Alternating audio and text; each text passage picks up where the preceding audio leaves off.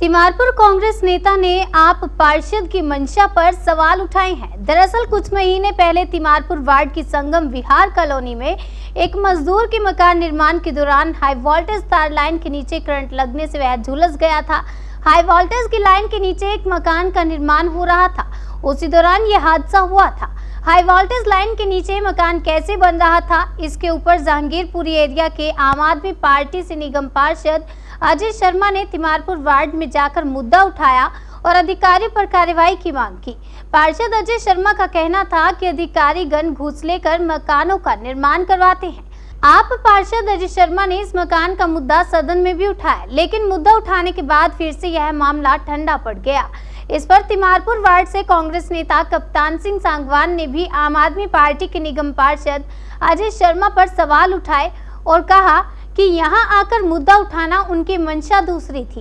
दोषी को सजा मिलनी चाहिए थी, लेकिन सजा न दिलवाकर केवल सदन में ही मुद्दा उठाया गया। इस तरह की ब्लैकमेलिंग हम अपने यहां नहीं चलने देंगे। अवैध वसूली और भ्रष्टाचार के खिलाफ हमारी लड़ाई है, उसमें हम उनका साथ देंगे, लेकिन आम आदमी पार्टी के लिए पार्षद यदि भ्रष्टाचार करेंगे तो हम उसमें साथ नहीं देंगे। दबाव बनाना चाहिए यदि कोई गलत काम कर रहा है तो, लेकिन मुझे लगता है कि आम आदमी पार्टी के जो निगम पार्षद आप बता रहे हैं उनको तो इस क्षेत्र की ज्ञान है नहीं, ना वो इस क्षेत्र के, उनकी मंशा थोड़ी दूसरी थी।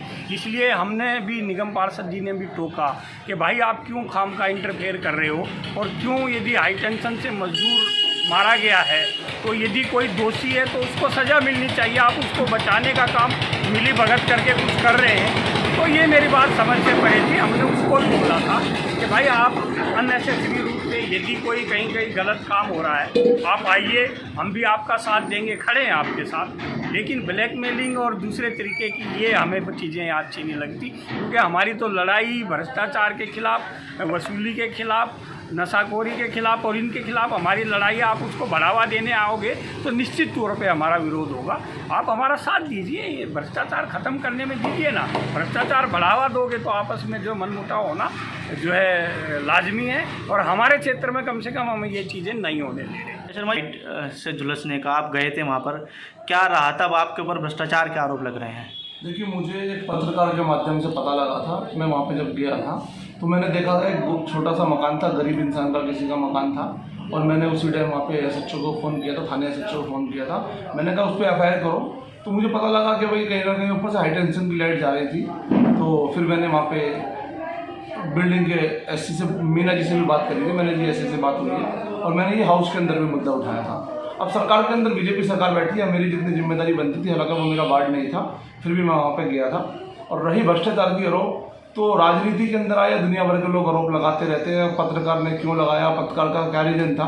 पत्रकार ने एक वीडियो मुझे भेजी पहले कि मैं वीडियो चलाने जा रहा हूँ, तो मैंने चलाई है। देखिए, अगर मैं बेगुनाह हूँ, मेरे ऊपर मैंने कुछ गलत काम करा नहीं, तो मैं क्यों डरूंगा? आप 36 वीडियो चलाइए, अगर आपको कोई प्रूफ है तो मैं इस्तीफा देने को तैयार हूँ। अगर आप 1% भी साबित कर दो कि अजय शर्मा ने 1 रुपये का भी भ्रष्टाचार किया है तो उसी टाइम इस्तीफा दे दूँगा। जब आप गए थे इलाके का वार्ड था, तब एफआईआर की बात कह रहे हैं आप, तो कार्रवाई क्यों नहीं हुई स्टैंडिंग में उठाने के बाद भी? देखिए, बीजेपी की सरकार एमसीडी के अंदर बैठी हुई है, हम विपक्ष के अंदर भी है। मैं पूरा सिविल लाइन जोन के अंदर अकेला पार्षद हूँ 18 पार्षदों के ऊपर।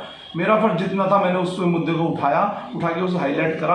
हाईलाइट करने के बाद उस सरकार की जिम्मेदारी बनती थी, उन अधिकारियों की जिम्मेदारी बनती थी। अगर उन अधिकारियों ने कोई कार्रवाई नहीं करी तो उन अधिकारियों पर कार्रवाई होनी चाहिए। आप पत्रकार बंधु है, बिल्कुल चलाइए, उसे तेजी में चलाइए। अगर जिसकी भी इसमें कमी है, जिसकी लापरवाही है, उस पर एक्शन होना चाहिए। क्या विधायक है दिलीप पांडे या फिर संजीव झा, उनसे भी इस मामले में बात हुई थी क्या? हाँ, विधायक जी की नॉलेज में बात डाली थी मैंने, तो हमने अधिकारी को बोल दिया था और जितना हमारा काम था हमने उस काम को किया।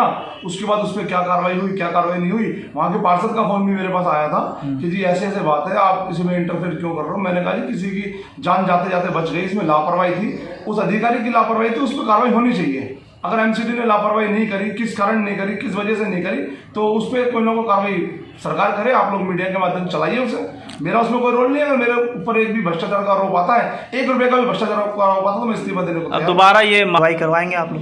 देखिए, मैं हाउस के अंदर आवाज़ उठा सकता हूँ, मैं स्टैंडिंग के अंदर आवाज़ उठा सकता हूँ, मैंने एक चीज़ को नोटिस करी है, जब हम कोई मुद्दा उठाते हैं, हम कोई चीज़ भ्रष्टाचार लेके आते हैं, तो उनके अधिकारी कहते हैं पास पास पास, हम कुछ नहीं कर पाते।